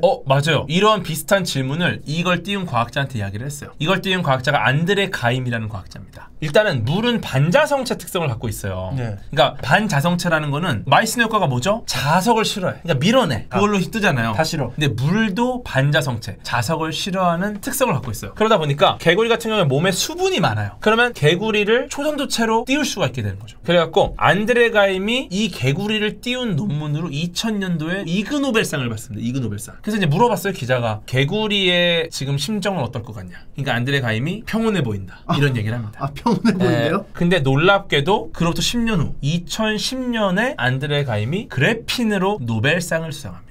그래핀은 뭐예요? 아주 얇은 탄소 기반의 구조예요. 들어본 거 같지나? 살짝 비슷한 얘기를 했을 거야 아마. 스카치 테이프로 이렇게 한 거. 어쨌거나 굉장히 혁신적이나 굉장히 간단한 방법으로 노벨상을 받았습니다. 그래서 이때 노벨상과 이그노벨상을 둘 다 받은 유일한 인물이에요. 안드레가. 그래서 이런 것들이 초전도체에서 적용이 됐던 유명한 사례들인데 지금 우리가 궁금한 게 있잖아요. 궁금한 게. 그래서 어떤 새로운 물질이 발견이 됐을 때 이게 혹시나 초전도체일 수도 있잖아요. 그러면은 이게 초전도체냐 아니냐 이거를 구분하는 게 굉장히 중요한 거죠. 이게 과연 초전도체인가? 이게 아닌가? 이거를 구분할 때 가장 중요한 게 일단 저항이 0이어야 돼요. 왜냐면 초전도체 특성이잖아. 지하철에 사람이 아무도 없는 것처럼 정말 편안하게 저항 없이 이동해야 돼. 그러면 초전도체다 할 수 있죠. 근데 저항이 0이라는 거는 초전도체뿐만 아니라 완전 도체도 가능해요. 그러니까 저항이 아예 없구나 초전도체. 이 말은 곧 전기가 정말 잘 흐르는구나. 근데 정말 전기가 잘 흐르는 걸 완전 도체라고 그러거든요. 즉 완전 도체와 초전도체 둘 다 저항은 0이다. 그럼 어떻게 되느냐? 여기에 마이스너 효과가 포함이 돼야 초전도체예요. 즉 전기만 잘 흐른다고 초전도체가 될 수는 없습니다. 그래서 마이스너 효과가 초전도체 증거가 되니까 무조건 자기장을 이렇게 밀어내야 되는 거죠. 이게 안 되면 초전도체가 아니다. 근데 물론 지금 상온상압에서 상온상압이라는 말은 그냥 우리가 사는 세상인 겁니다. 일상생활. 여기서 완전 도체를 개발했다? 이것도 노벨상입니다. 근데 지하철역 그렇게 이뻐요? 저 천장하고 요 라인이 되게 이쁘네요. 그러니까요. 혹시 이거 조금 더 이게 좀 통증이 좀 있네요 목에. 아, 약 안 먹었구나. 약을 먹고 가겠다. 저녁을 먹었으니까 약 먹어야 돼. 여러분 약발로 들어가겠습니다. 허리 아파요? 온몸이 아파서. 저항이 있네요. 온몸에 저항이 있어요. 저항 없어지고 싶어요? 저항이 없어지기 쉽지 않아요. 초궤도체. 저항 없었으면 좋겠어요? 좋습니다. 하겠습니다. 네, 그래서 마이스너 효과가 있어야 됩니다. 저항이 0이라는 것만으로는 초전도체 증거가 되긴 어렵다. 완전 도체도 가능하니까. 그래가지고 마이스너 효과를 반드시 봐야 돼요. 그래서 완전 도체도 당연히 상온상압에서 발견이 되면은 이것도 노벨상 감이기는 하나 우리의 목표는 이제 또 마이스너 효과니까. 네, 또 다른 특성 중에 하나가 일단 마이스너 효과가 밀어내는 거잖아요. 그럼 어떻게 되는 거예요? 뜨겠죠. 이게 딱 초전도체예요. 떠요. 그럼 얘가 떠 있겠죠. 뒤집으면 어떻게 돼요? 떨어져. 얘만 어떻게 쭉 떨어지겠죠. 떨어져. 보통은 그렇게 생각하잖아요. 안 떨어져요. 왜요? 이게 어떤 거냐면은 또 다른 특성인데 특수한 경우에 일정 범위의 자기장이 있을 때는 이제 중간중간에 초전도의 특성을 있습니다. 어떻게 되면은 전체적으로는 마이스너 효과가 있는데 중간중간에 마이스너 효과가 없는 부분이 발생을 하는 거죠. 그리고 어떻게 되냐면은 일반적으로 떠. 근데 중간중간에 자기장의 영향이 들어와요. 그럼 어떻게 되느냐? 마치 포크를 고정한 것처럼 고정이 됩니다. 위치가. 일정 거리를 유지하면서 얘랑 붙어있는 효과가 있어요? 그쵸. 이걸 이제 퀀텀 락킹이라고 그러거든요. 약간의 자기장이 남아서 나머지는 다 밀어내는데 다른 건 잡고 흐르기 때문에 락킹이 걸리는 겁니다. 락킹이 걸려요. 네, 요거 실제로 보면 정말 신기해요. 이게 작아서 가능한 거예요? 상온에서? 상온 아닙니다. 상온에서는 다 불가능해요. 이거 굉장히 차가운 상태. 근데 막 마이너스 200도는 아닐 거 아니에요? 손이 지금. 아니요. 저게 연기 같은 게 조금씩 날 거예요. 아마 지금도 지금 보시면 약간 냉기 같은 게 느낌이 있죠? 그러면 여기 손 어떻게 해요? 추워서. 괜찮아요. 초전도체를 잡는 게 아니니까 자석을 잡으면 되니까. 그럼 빨리 하겠네요? 그쵸? 온도가 계속 떨어지면 초전도체의 특성을 잃을 수 있죠. 이거를 근데 지금 중요한 거는 말씀하신 것처럼 너무 춥잖아. 차갑잖아. 그리고 온도가 높아지면 어떻게 돼요? 바로 초전도체가 잃어요. 아니게 돼버려요. 네. 그러니까 이제 과학자들이 이제 어떤 고민을 하느냐. 이 온도를 올릴 수 없나? 가능한 상온에서 초전도체 성질이 유지될 수 있나? 그러니까요. 사실 이제는 상온까지도 아니고 그냥 조금이라도 올리자. 왜냐면 돈이 너무 많이 드니까. 그래갖고 과학자들이 이제 이 온도를 올리려는 노력을 합니다. 어떻게든 온도를 좀 높이자. 그래서 이제 이분이 헤이커 카메를링 오너스라는 분이신데 이분이 이제 액체 헬륨을 만들었어요. 액체 헬륨. 액체 헬륨을 딱 뿌리면은 굉장히 낮은 온도로 바꿉니다. 그래서 이제 영하 269도에서는 헬륨이 액체 상태를 유지할 수 있는 온도가 되는 거예요. 굉장히 낮은 온도라는 거겠죠. 근데 이거를 만들고 이걸로 금속의 저항을 측정해봐요. 그러니까 뭐 쉽게 말해서 이 온도에서는 저항이 얼마나 되나? 저항이 있나? 저항이 없나? 그런 느낌을 계속 받는 거죠. 저항이 없는 것 같은데요. 나처럼 저항이 없나? 이런 느낌 받는 거죠. 그죠? 초전도체 연구는 초전도체만 가능해요? 약간 자기 복제 같이? 아니 제가 여쭤보는 거예요. 그러면은 이거 되게 좋은 사례긴 하네요. 이 사람이 진짜 초전도체를 했나 안 했나를 바로 할 수 있어. 초전도체 잘 모르는 것 같은데. 저 사실은 초전도체 완전 비전문가예요. 모르죠? 아예 몰라요. 아예. 모르네. 아예 몰라요. 근데 이 오너스가 어쨌든 이걸로 금속의 저항을 측정하다가 영하 269도에서 저항이 극도로 낮아지는 현상을 발견합니다. 근데 이게 온도가 너무 낮잖아. 그러니까 어떻게 하냐면은 이게 고온에서 안 되나? 근데 여기서 이제 고온이라고 제가 표현했잖아요. 사실 이 고온이라는 게 진짜 상대적이잖아요. 예를 들어 내가 지하 3층이야. 높아요, 낮아요? 지하 3층? 낮아요. 낮죠? 근데 지하 5층보다 높아요. 그러니까 이제 높고 낮음이 상대적인 거잖아요. 그래서 이제 과학자들이 영하 269도는 말도 안 되는 온도잖아요, 사실. 이거를 높일 수 없나? 고온에 살 수 없나? 이런 고민을 하다가 여기서 고온을 뜨거운 게 말하는 게 아니라 그냥 영하 269도보다 높은. 그래서 이제 우리가 여기서 헷갈리지 말아야 될 게 고온 초전도체다. 이게 반드시 상온 초전도체를 말하는 건 아니죠. 일반적으로 영하 243도가 넘으면 고온 초전도체라 그래요. 듣기엔 이렇잖아요. 상온보다 고온이 더 높아 보이지 않습니까? 맞아요. 예를 들어 너 상온 나가서 좀 뛰고 올래? 이러면 그냥 일반 온도인데 너 한번 고온으로 뛰어볼래? 그럼 땡볕에 뛰는 느낌이잖아. 아 맞아요. 근데 이 초전도체 분야에서는 고온이라고 하면 영하 143도보다 높으면 고온이다. 기준이 상온이 아니기 때문에. 네. 상온은 그보다 훨씬 높은 온도를 상온이라고 한다. 그래서 이제 영하 143도 이상에서 고온 초전도체가 나올 수 없나? 연구를 했더니 이후에 영하 238도에서 성공합니다. 영하 238도에 성공한 초전도체 무슨 초전도체죠? 고온 초전도체. 그러니까 고온 초전도체인데 영하 238도에서 성공한 거야. 전혀 고온이 아닌데 고온이라고 불러요. 그 다음에 이제 영하 183도까지 성공을 합니다. 굉장히 올라왔죠 이제. 와, 이 정도면 정말 뜨겁네 진짜. 야 이거 뭐 너무 지지는데요? 그쵸.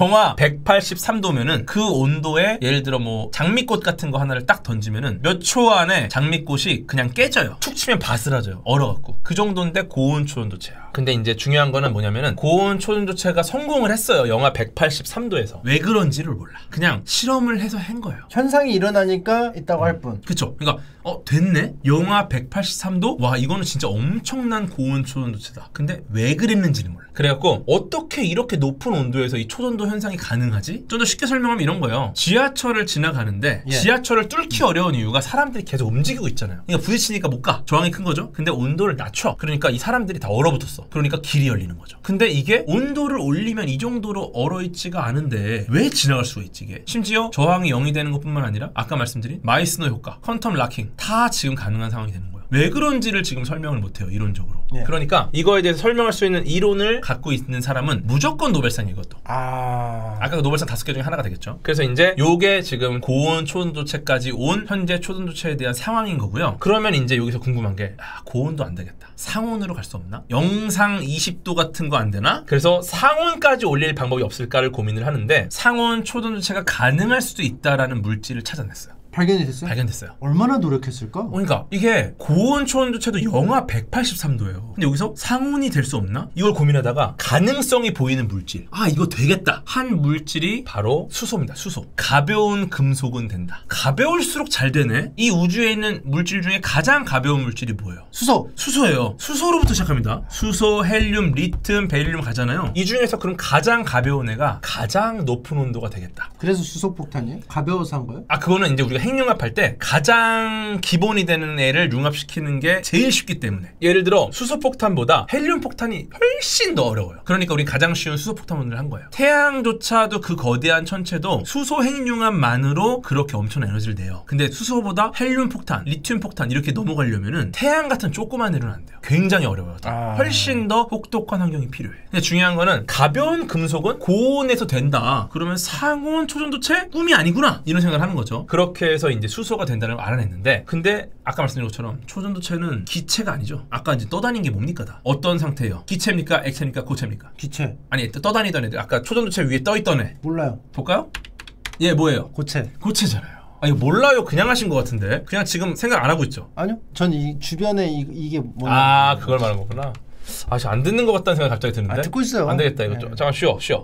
쉬지 마요. 왜 저항 이시해요 특강을. 알겠습니다. 네, 알겠습니다. 초전도로 하세요. 빨리. 보세요. 가벼운 금속은 가능하다. 이거를 지금 알아냈어요. 사실은 상온까지는 모르겠고 일단은 고온으로 더 높이려면은 가벼운 금속. 그러다 보니까 수소를 금속으로 만들면 된다라는 아이디어가 나온 거예요. 근데 수소를 어떻게 금속으로 만들어? 수소 금속이에요? 리튬부터 금속이에요. 심지어 리튬조차도 금속인데도 반응성이 너무 좋아요. 그러니까 이제 수소를 어떻게 금속으로 만들까? 이 방법을 쓰는 거죠. 이 금속은 뭡니까? 금속의 특징. 열이나 전기를 잘 전달하고 펴지거나 늘어지는 성질이 풍부하고 특수한 광택이 있다. 이런 애들이 전부 다 금속이란 말이에요. 금속이고 일단 상온에서 고체입니다. 근데 수소는 기본적으로 상온에서 기체예요. 그러면은 상온에서 일단 고체가 돼야지 뭐 일이 진행이 될 거 아닙니까? 물론 수은 예외죠. 수은 상온에서 액체 같은 특성을 갖기도 하죠. 그래서 일단은 그럼 금속을 만들어야겠다. 어떻게 금속으로 만들겠습니까? 수소를. 일단 기체잖아요. 제가 예전에 말씀드린 게 고체가 애들이 막 활발해지면 액체, 얘네가 더 활발해지면 이제 기체, 막 더 활발해지면 이제 플라즈마가 되는 거죠. 온도를 낮춰. 그렇죠. 그렇게 하면 이제 점점 액체, 고체가 되겠죠. 근데 온도를 낮추는 거는 지금 우리가 지금 계속 해왔잖아. 우리는 지금 상온에서 하고 싶은 거예요. 그럼 어떻게 해야 되느냐? 얘네들을 못 움직이게 할수록 고체가 될 거 아니에요. 어떻게 못 움직이게 하겠습니까, 얘네들? 앱축을 해야 돼.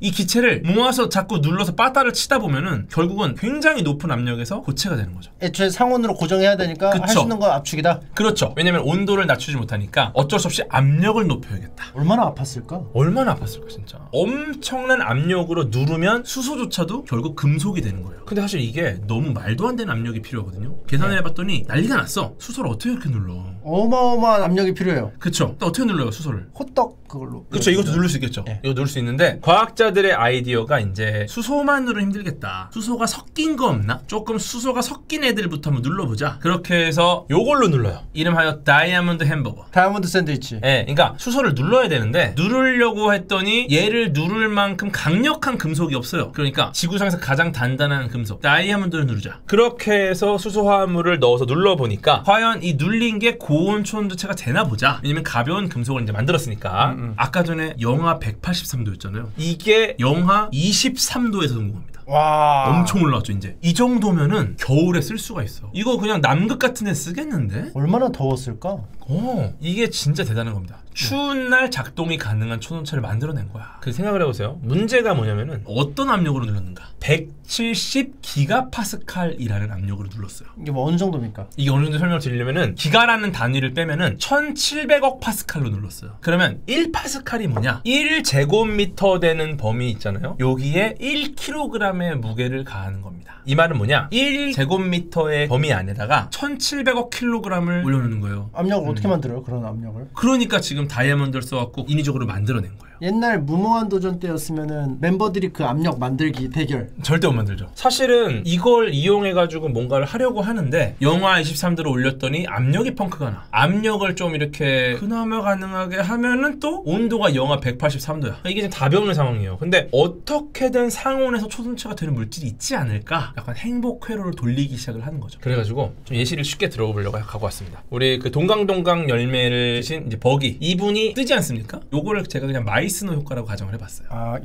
동강동강 열매가 뜨는 이유는 마이스노 효과 때문이다. 실제로는 그냥 동강동강 열매라고 비과학적인 용어로 부르고 있지만 실제로는 이 동강동강 열매는 초전도 열매고 마이스노 효과로 뜨고 있는 거예요. 왜냐면 실제로 퀀텀 락킹도 하고 있어요. 그죠? 자기가 막 이동하잖아요. 유지해요. 그 유지가 돼요. 그럼 사실상 각성을 하면 요즘에 열매 각성까지 나왔거든요. 저 동강동강 열매도 사실상 원래 열매 이름은 초전도 열매일 수도 있다. 그쵸? 전도전도. 그러니까 얘가 지금 원피스 찾을 때가 아니라 노벨상 받을 때예요. 자기 몸 하나만 딱 세팅해 주면은 이미 그냥 세팅 끝나는 거잖아. 괜히 상황이 아니야. 네. 근데 이거를 본 어떤 원피스의 과학자가 혼자만 눈치를 챈 거지. 야, 저거는 초전도체다. 심지어 상온 상압이다. 왜냐면 그냥 현실에 돌아다니니까. 그래서 이제 이 버기가 먹은 동강동강 열매를 재현하고 싶은 거야. 그래갖고 이제 동강동강 열매를 만드는 레시피가 어딘가 있을 것이다 라고 생각을 합니다. 근데 이제 이게 그 레시피대로 그대로 하지 않으면 조금만 달라져도 동강동강 열매는 안 돼. 그러니까 이제 이 레시피가 굉장히 복잡하다는 거죠. 이거를 위해서 이제 수많은 원피스의 과학자들이 도전을 하는 거예요. 근데 문제는 뭐냐? 원피스 세계에서 동강동강 열매가 있잖아요. 즉 상온 상압 초전체가 구현이 된 세상입니다. 근데 우리 세상은 아직은 잘 몰라요. 구현이 됐는지를. 즉 이런 상온 상압 초전체가 될지 안 될지도 모르는 상황이에요. 그러니까 그런 동강동강 열매를 만들 수나 있을까? 이것조차도 지금 확신이 없는 상황에서 혹시나 우연히 그런 동강동강 열매가 만들어지지 않을까라는 생각으로 수많은 과학자들이 기대를 갖고 열심히 실험을 하는 거죠. 조금씩 바꿔가면서. 왜냐? 이론적으로는 지금 아무도 몰라요. 왜 그런지를. 실험을 통해서만 무언가가 등장해서 동강동강 열매 레시피가 나와야 되는 거예요. 지금 상황이.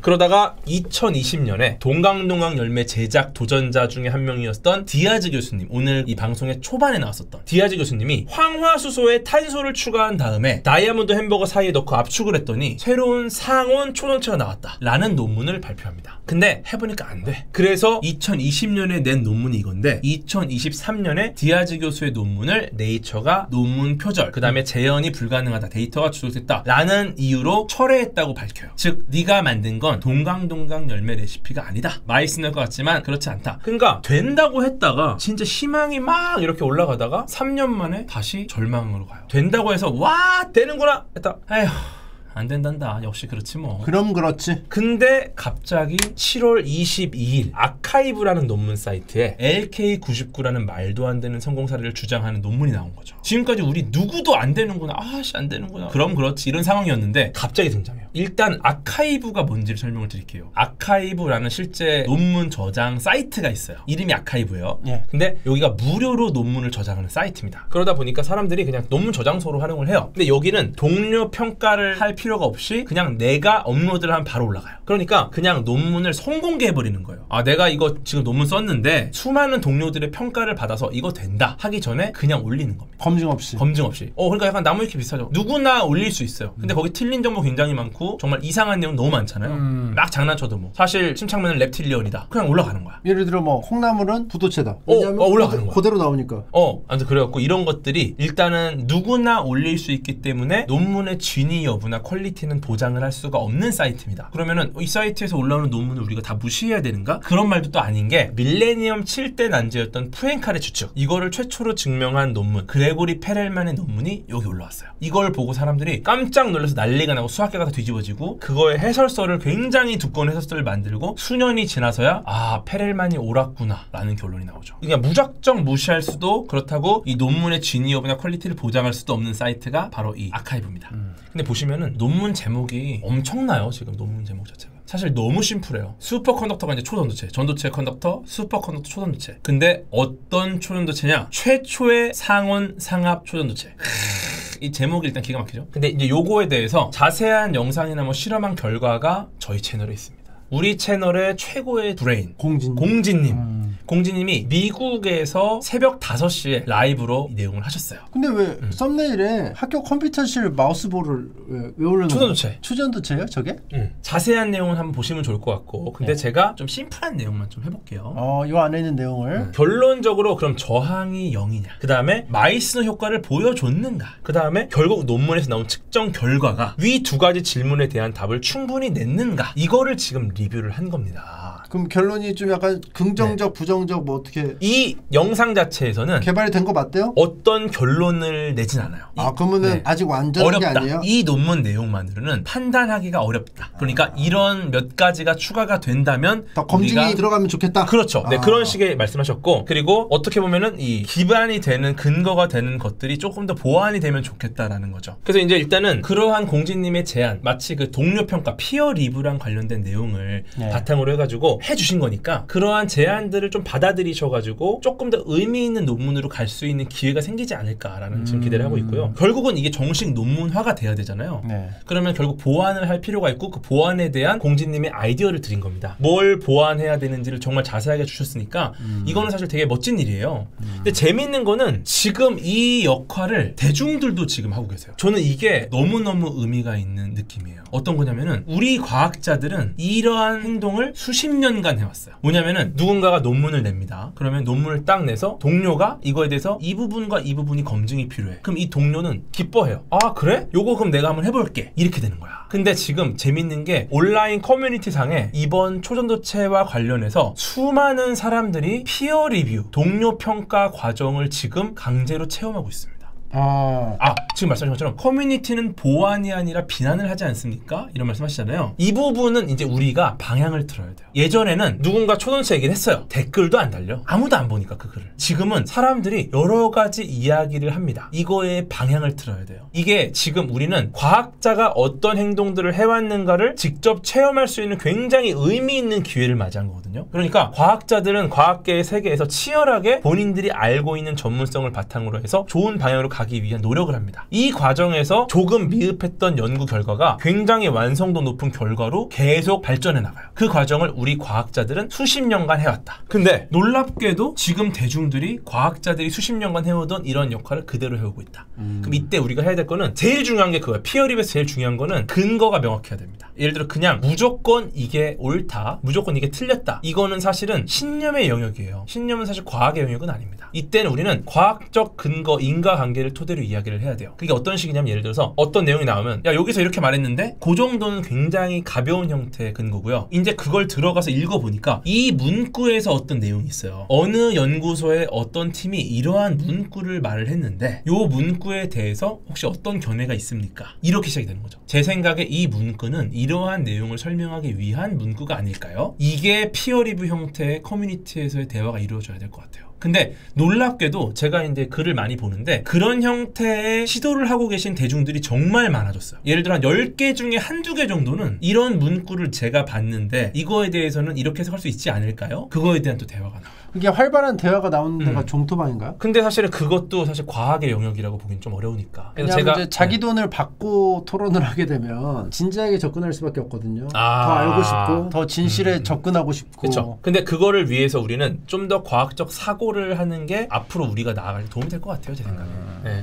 그래서 일단은 이 마이스너 효과 검증했다고는 주장하는 영상들, 그 다음에 뭐 이렇게 밀어보는 영상들 막 이런데 이것들이 정말 증거라고 볼 수 있을까? 반자성체가 어떤 당기는 힘을 가질 수도 있을까? 자기장이 제대로 밀었을까? 뭐 밀지 않아도 만들어낼 수 있을까? 어떤 부분에서 균일도가 떨어지면 이런 형태가 나올 수도 있지 않을까? 이런 것들에 대해서 어떤 부분을 보완하면 좋을지, 어떤 부분을 보완하면 인정받을 만한 좋은 결과라고 볼 수 있을지, 그런 것들을 이제 제안하는 세상이 된 것 같고요. 근데 이런 것들을 진짜 진지하게 재현한다면 우리가 이제 또 그 다음 단계로 가는 거거든요. 근데 이 과정은 논문을 보완할 때 무조건 필요한 거예요. 그러니까 이제 우리가 보다 완벽한 논문을 만들어내고 보다 완벽한 실험 결과를 보기 위해서 이런 과정을 지금 겪고 있는 거라고 보시면 됩니다. 그러면 이제 여기서 또 이런 형태의 가설들도 있어요. 만약 새롭게 발견된 물질이 초전도체가 아니라면 그러면은 과연 이 논문에 담긴 이 물질은 뭔가? 이거에 대해서 여러 가설들이 있습니다. 메탈 인슐레이터 트랜지션이라는 게 있어요. 금속 절연체 전이라는 건데 전기가 잘 흐르는 금속에서 잘 흐르지 않도록 빠르게 억제하는 절연체, 이 재료가 금속에서 절연체로 전이 되는 걸 말해요. 그래서 금속 절연체 전입니다. 근데 반대로 절연체 금속 전이도 있어요. 온도를 높이면은 혹은 전류를 올리면은 절연체가 금속이 돼요. 그러면서 저항이 뚝 떨어져요. 그 다음에 반대로 이런 전이를 하는 물질 중에 어떤 물질은 반대로 온도가 낮아지면 금속선으로 뛰면서 저항이 뚝 떨어지는 물질도 있어요. 즉 금속과 절연체 사이로 왔다 갔다 하면서 저항이 올라갔다 내려갔다 하는 거야. 요거 뭐랑 비슷합니까? 지금 온도가 올라가면 저항이 올라가고 낮은 온도에서 저항이 줄어든다. 이게 약간 초전체랑 비슷한 느낌이 드는 거죠. 그래서 이런 의견들도 있고요 지금. 그 다음에 이제 완전히 새로운 것도 있을 수 있는 거고. 근데 이 과정이 왜 이렇게 고민이 드냐면은 실험 결과를 보는 거잖아요. 어떻게 보면 아까 말씀 동강동강 열매를 만들기 위한 레시피를 찾고 있는 거고요. 그 레시피를 조금씩 재료를 바꿔가면서 시간을 바꿔가면서 배합을 바꿔가면서 만드는 겁니다. 근데 이론적인 바탕이 지금 부족한 부분이 많기 때문에 어떻게 보면 실험만으로 이걸 찾아내는 거, 이걸 가지고 아니 어떻게 그렇게 됐는지 모르는 거면 얻어 걸린 거 아니냐 그래서 들지 않습니까? 모르는데 그냥 실험하다 보면 나왔다라는 건 좀 이상하잖아요. 근데 그런 거 많잖아요. 그렇죠. 그러니까 초전도체가 1000번 이상 실험을 했다 이런 이야기도 많이 나오고, 그 다음에 이제 굉장히 오랜 시간 동안 공을 들여서 찾아냈다 이런 결과가 나온다고 해도 왜 그런지 모르지만 어쨌거나 됐다라는 결과에 대해서 사람들이 낮추어 보는 분들이 계실 수 있습니다. 근데 이제 제가 말씀드리고 싶은 건 여기서 실험 물리학이라는 분야에 대한 이야기를 좀 드리고 싶어요. 이게 정말 위대한 분야입니다. 제가 한번 말씀을 드렸을지 모르겠지만 마이클 패러데이, 여러분들이 가장 좋아하는 과학자들이 많이 있겠지만 영국인들은 마이클 패러데이를 굉장히 좋아합니다. 실험 물리학자 마이클 패러데이, 이분이 없었으면 우리는 사실 이렇게 온라인상으로 만나지도 못해요. 왜냐면은 그 전까지 전기는 이론으로만 존재를 했고요. 이렇게 사용할 수 있는 형태로 전기를 만드는 게 불가능했습니다. 근데 이분이 뭘 했느냐, 10,000번이 넘는 실험을 했고 거기서 전기를 사용할 수 있는 형태로 만드는 방법을 찾아내요. 10,000번을 실험했어요. 10,000번. 예를 들어 그 당시에 천재의 과학자들이 무시를 많이 했거든요. 왜냐면은 마이클 패러데이는 천재는 아니었어요. 하지만 굉장히 훌륭한 실험 물리학자였습니다. 그리고 끈기가 있어. 천재들의 특징이 한 2-3번만 해보면 혹은 한 번만 해봐도 안 되는 게 딱 보여요. 딱 해보고 아 이거는 각이 안 나온다 끝. 근데 마이클 패러데이 어떻습니까? 아직 500번밖에 안 했는데, 아직 6,000번밖에 안 했는데, 그러면서 조금씩 바꿔서 하는 거야. 즉 과학계에서는 천재가 필요하지만 천재가 아닌 사람도 필요하다는 겁니다. 어떻게 보면 물론 실제 전자기학의 이론적인 토대는 훗날에 천재라 불리는 맥스웰이 세워요. 근데 마이클 패러데이가 아니었으면 아마 전기 자체의 이런 활용 가능성이 훨씬 밀렸을 거고, 아직도 우리가 전기를 이렇게 쓸 수 있을까? 확답할 수 없어요. 근데 뭐 천재들 사이에서 천재 아니라고 하지 저분도 천재잖아요. 그렇긴 하죠. 노력하는 천재도 있으니까. 그래갖고 사실은 오늘 제가 이 초전도체를 다룬 이유는 초전도체에만 관심이 집중되지 않기를 바라는 마음이 제일 큽니다. 이미 초전도체는 예를 들어 뭐 1000번을 실험했다, 10,000번을 실험했다, 대단하다 이렇게 말씀하지만 이렇게 이론적 토대가 충분히 갖춰지기 힘든 양자역과 관련된 분야들은 실험만으로 지금 특성들을 알아내려는 노력을 많이 해요. 이 말은 뭐냐면은 초전도체뿐만 아니라 정말 다양한 분야의 수많은 과학자들, 연구자들, 예비 과학자들이 지금도 밤새 실험을 하고 연구를 하고 있습니다. 지금 여러분은 초전도체 분야에서만 와 저렇게 열심히 실험을 조금씩 바꿔가면서 하니까 새로운 물질을 만들 가능성이 있구나. 그런데 초전도체 분야만이 아니라는 거예요. 모든 분야가 지금 이렇게 해오고 있었어요. 100년 동안. 그러니까 이게 지금 이것을 여러분이 알게 됐다고 해서 이제 막 과학자들이 그렇게 하기 시작한 게 아니라는 겁니다. 이미 우리 과학자들은 수십 년의 세월 동안 여러분이 생각하는 것 이상의 고통을 견디면서 수없이 많은 반복을 해왔다. 데이터라고 똑같네요. 네. 비밀번호 0001, 0002 여러 번 하면서 맞아요. 비밀번호 찾는 거 아니에요? 맞아요. 그 방법밖에 없다는 생각인 거예요. 지금은. 그리고 이제 이런 얘기도 있어요. 모노폴이 아니냐. 이것도 이제 설명을 드리면은 자기 홀극, 자기 단극자라고 부르는데요. 간단히 말하면 모든 자석은 N극, S극이 있습니다. 그리고 자르면 또 N극, S극, N극, S극 이렇게 두 개가 만들어지죠. 근데 이게 극이 하나만 있는 자석이 바로 모노폴입니다. 폴 디렉이 예측을 했는데 이거는 사실 아직은 발견 못했어요. 이론적으로는 돼. 근데 실제로 이런 게 있는지를 모르겠는 거예요. 이론적으로는 충분히 가능할 수 있다. 이론적으로는 가능하다. 실제로 그러면 구현을 하려는 시도가 엄청나게 많다. 요것도 만약에 모노폴이 발견됐다? 노벨상이죠. 발견되면 뭐가 좋은 거예요? 부유석을 만들 수 있어요. 별거 아닌 것 같잖아요. 이게 사실 말도 안 되는 소리거든요. 왜냐면은 나와서 들어가면서 자기장이 만들어져야 되는데 그게 하나만 있다라는 거예요. 그냥 진짜 쉽게 말씀드리면 부유석을 만들 수 있어요. 부유석. 우리가 게임 같은 데 보면은 부유석 하나 찾으려고 생쇼를 다 하잖아요. 그 부유석을 만들 수가 있게 됩니다. 그래서 이것도 역시 노벨상이다. 그래서 뭐 지금 굉장히 많은 이야기들이 나옵니다. 고려대학교에서 하니까 이제 우리 연세대는 연세빵을 띄워야 된다. 우측은 사실은 제가 이제 약간 비속어만 조금 지웠는데 위에서는 다 이런 얘기예요. 아 허술하죠. 뭐 믿는 사람 없지. 근데 속으로는 혹시나 기대가 또 있죠.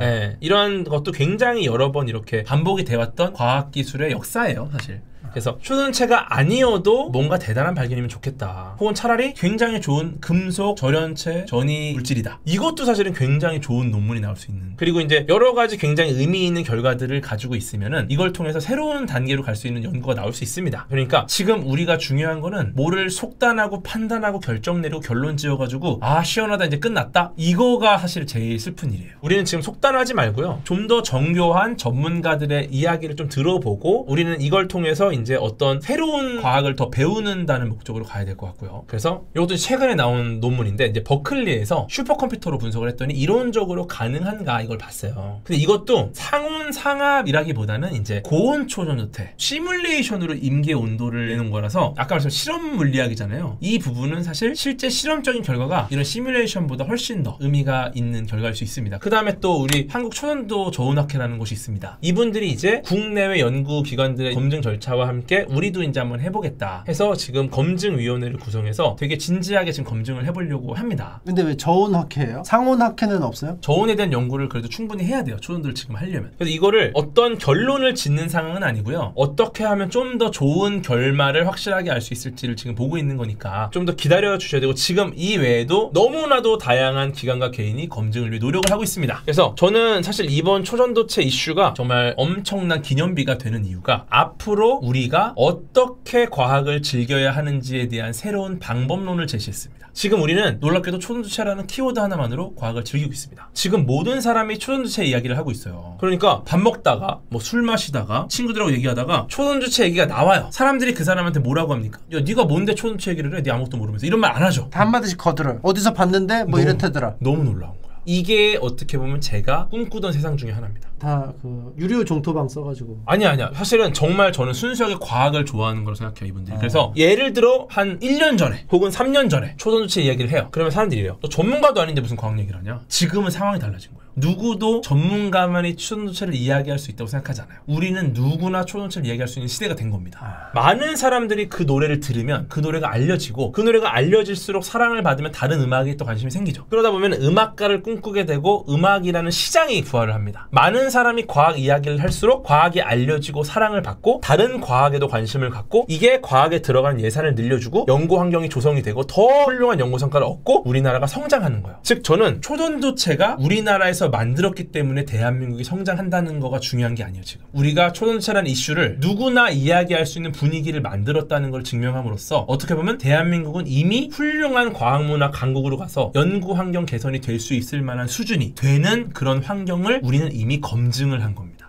초전도체가 맞냐 아니냐 검증보다 중요한 건 우리가 그런 역할을 할 수 있다라는 능력을 검증한 거예요. 지금 우리는 이거 지금 가만히 있으면 안 돼요. 이거는 초전도체의 발견만큼이나 위대한 일입니다. 누리호 얘기하실 때처럼 네. 이렇게 관심을 갖게 되고 이거 자체가 큰 성취다. 맞아요.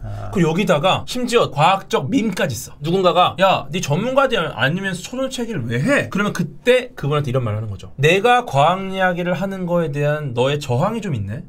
온도를 좀 낮춰서 너의 저항을 좀 0으로 만들어주지 않을래? 너 자체가 초전도가 되지 않을래? 너 왜 이렇게 일반적인 도체니? 이런 밈까지 쓰면서 우리는 전문가가 아니지만 과학 이야기를 할 수 있는 세상이 됐습니다. 그러니까 자신 있게 하세요. 근데 뭐 제가 좀 약간 체감하는 거는 네. 깡패들도 초전도체 얘기를 많이 하는 거 보면 엄청난 일이죠. 예. 그분들조차도 이제 과학의 매료가 된 거죠. 깡패들도 저런 문신을 한번 초전도 문신. 그러면서 여기다 밑에다가 마이스너 효과라고 영어로 딱 쓰면 진짜 멋있죠. 마이스너 이펙트. 아니 틀려. 마이너스라고 써. 그럼 또 웃기죠. 약간 위트 있는 깡패. 저는 잘 의미가 있는 거라고 생각하고 저는 초전도체에다가 감히 제가 이런 설정을 좀 부여하고 싶습니다. 네. 초전도체는 연탄이다. 온도 차이가 많이 나죠. 근데 하지만 제가 굳이 연탄을 넣은 이유는 연탄 관련된 명언이 이런 게 있어요. 너는 한 번이라도 남들을 위해서 이만큼 뜨거워진 적이 있었느냐. 저는 초전도체가 이번에 그 역할을 하고 있는 것 같아요. 제임스 웹 이후에 이 정도로 대중들의 과학 키워드가 뜨거웠던 적은 없습니다. 심지어 제임스 웹조차도 이 정도는 아니었어요. 누구나 제임스 웹 이야기를 하지 않았어. 근데 지금은 누구나 초전도체 이야기를 하는 시대가 됐어요. 그러면은 저는 이 초전도체라는 이 키워드가 자신을 희생해서 이 과학계에 굉장히 뜨거운 바람을 불어 올린 것 같아요. 그러니까 우리가 과학을 이렇게 놀 수 있다. 이렇게 즐겁고 행복하게 과학 이야기를 마음껏 할 수 있다. 이거를 보여준 게 바로 초전도체입니다. 야스오가 과학이라고 불리잖아요. 야스오야말로 초전도체가 아닐까. 야스오 궁극기 맞으면 공중의 뜸이라고 뜨거든요. 대신 마이스너 중. 라이어 게임즈에서 이런 거 못하나? 왜냐면 예를 들어 4월 과학의 달 때 앞으로 한 달간은 야스오의 스킬에 마이스너 효과가 들어가겠습니다. 스킨 나올 수 있을 것 같은데요? 초전도 전사 야스오 해서 그러니까 나오면 기술명 바뀌고 효과 바뀌고 그러니까 그러면 공중의 뜸 대신에 마이스너 현상 중. 이거 봐. 이것조차도 지금 초전도라는 키워드를 가지고 좀 놀고 있는 거잖아요. 그러니까 지금 사람들이 초전도체를 굉장히 많이 물어봐요. 이 말은 뭐냐? 과학이라는 건 이렇게 질문하는 과정이에요. 여러분들이 그 질문에 대한 답을 받는 것보다 중요한 게 질문을 하는 거거든요. 더 많은 질문을 해야지 함께 발전할 수 있습니다. 그러니까 지금 우리는 뭐가 맞다, 뭐가 틀리다 이럴 게 아니라 그거에 대한 질문을 끊임없이 던져야 돼요. 대중도 마찬가지, 전문가도 마찬가지, 그리고 이 초전도체를 연구하는 연구자들도 마찬가지. 내가 한 게 맞나? 내가 한 게 틀리나? 이거에 대한 질문을 끊임없이 던져야 돼요. 대부분의 위대한 발견을 한 과학자들은 자신의 발견에 대해서 굉장히 많은 질문을 던져요. 내가 발견한 거는 완벽해. 더 이상 질문할 게 없어. 질문도 안 받아. 이거보다는 무조건 훨씬 더 많은 질문을 던지고 훨씬 더 많은 질문을 받는 과정이 굉장히 위대한 발견을 만들거든요. 그래서 그런 부분들 우리가 함께 가서 함께 발전하면 좋겠다라는 생각이 있습니다. 그러니까 그냥 던지는 것보다 자꾸 던져야 된다는 거죠. 그렇죠. 그래서 새로운 질문을 던지는 거에 대한 즐거움을 이제부터 느껴보시면 어떨까. 이런 제안을 드리면서 이렇게 모든 제가 말씀드린 이 과정을 지금까지 모든 과학자들이 계속 해오고 있는 거예요. 지금 이게. 그러니까 과학이 이렇게 흥미진진하고 설레는 문화입니다. 여전히 풀리지 않은 수많은 비밀들이 있어요. 초전도체뿐만이 아닙니다. 그러니까 초전도체에서 이렇게 즐거웠다면 이후에는 앞으로 얼마나 더 많은 즐거움이 나올지 기대해 주시면 좋을 것 같고요. 그러니까 우리는 여전히 설레는 마음을 갖고 있어야 됩니다. 그래서 기쁜 마음으로 지금의 초전도체뿐만 아니라 그 너머에 있는 셀 수 없이 많은 과학에 대해서 여러분들 설레이는 마음을 멈추지 마세요. 지금 초전도체뿐만이 중요한 것이 아닙니다. 지금 이렇게 여러분들이 우리가 이런 문화를 만들었다라는 것 자체가 우리나라는 이제 검증이 된 소위 과학 문화 강국이 됐어요. 저는 이런 면에서 이번에 초전도체 이슈는 너무너무 행복한 일이다. 그러니까 여러분들 너무너무 훌륭하고 멋집니다. 설레이는 마음으로 다른 과학도 관심을 계속 이어가 주세요. 제가 맞춤법 용사가 될 것 같아서 말씀을 안 드리려고 했는데 설레임이 아니고 설렘이라고. 맞아요. 설렘이 설렘. 제가 최근에 게임을 해가지고 근데 제가 거기 나온 내용. 저 아이스크림 그 설렘 좋아해가지고. 설렘이라고 해주시면. 재밌네요. 오랜만에 너무 좋네요, 진짜. 오늘 하려고 했던 거는 크기로 보는 과학. 맞아요. 그거 너무 재밌는 내용이 많아갖고 도도새부터 준비를 하고 있었거든요. 너무 재밌을 것 같아갖고. 근데 너무 지금 핫하다 보니까 근데 진짜 저 하고 싶은 거 진짜 많아요. 이렇게 하고 싶은 게 많을까요? 진짜 많아요. 궁극적으로 하고 싶은 거 진짜 하나 딱 있어요. 이거 버킷리스트 같은 거. 뭘까? 침착맨님하고 목표는 1박 2일인데 한 10시간 이상의 강연 프로그램을 한번 만들어보고 싶어요. 오프라인. 이거 왜 하고 싶냐면 오신 분들도 못 쉬어요. 들어봅시다. 그래갖고 이제 일단 장소는 제가 생각해 놓은 게 올림픽 체조 경기장까지는 좀 힘들 것 같아요, 생각에. 거기는 진짜 크거든요. 근데 아. 저기 장충체육관은 제가 강연을 해봤어요. 장충체육관 정도로 하면은 제가 볼 때 나쁘지 않을 것 같고 그래서 이제 메인 호스트는 이제 저랑 침착맨님 이 둘은 하루건 이틀이건 뭐 3일이건 일단은 거기서 계속 강연 프로그램을 하는 거야. 그래서 우리는 이제 강연 프로그램의 전체 프로그램을 짜야죠. 그래서 이렇게 하는 거야. 한 번은 과학 쪽 게스트 그분하고 이제 토크쇼를 하죠. 요게 끝나면은 한 번은 침착맨님 쪽의 어떤 방송인 게스트나 어떤 작가님이나 뭐 그런 게스트 이렇게 해서 과학과 문화가 계속 교차를 하는 거야. 이렇게 되면 이제 기사가 이렇게 나는 거예요. 전국에서 수많은 사람들이 과학과 문화를 즐기려고 한 자리에 모였다. 그러니까 자꾸 망상을 하시냐고요. 자꾸 엄청나. 자꾸 엄청 그냥 본인이 꿈꾸는 환상의 세계를 그냥 망상하는 거잖아. 재밌을 것 같지 않아요? 아무도 안 그래. 3일 동안 뭘